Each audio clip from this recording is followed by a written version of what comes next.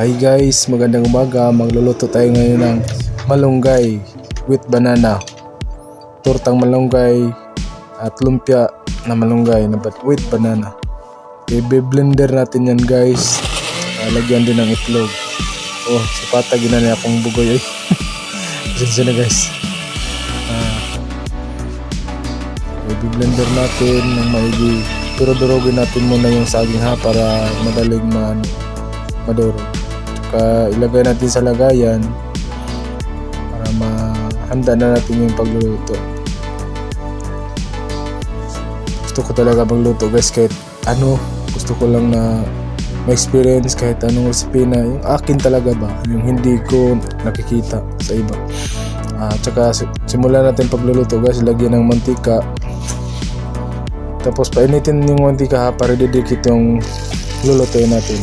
Tsaka ipiprito na natin yung tortang malunggay with banana. Sarap yan.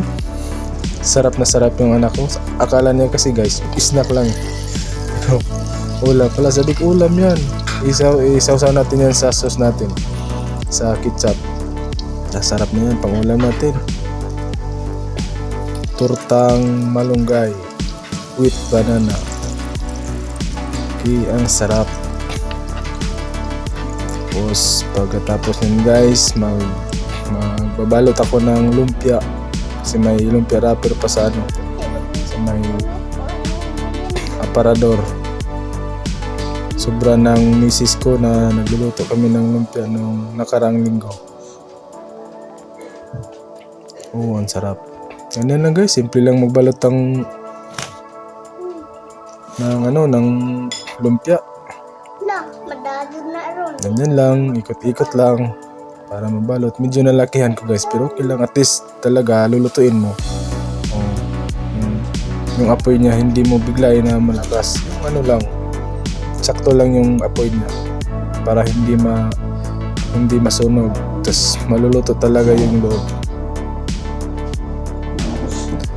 Diba? Tapos na.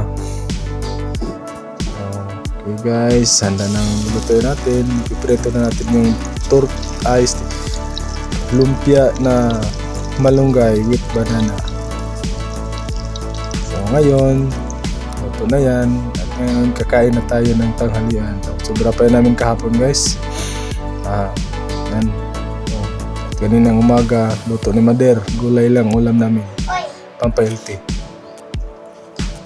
So ngayon, tikman na natin ng masarap na tortang talong tsaka lumpia na torta na malunggay with banana at lumpia na malunggay with banana. Diba? Ang sarap, mainit pa tsaka crispy yan guys. Okay, thank you sa panonood. Salamat, God bless.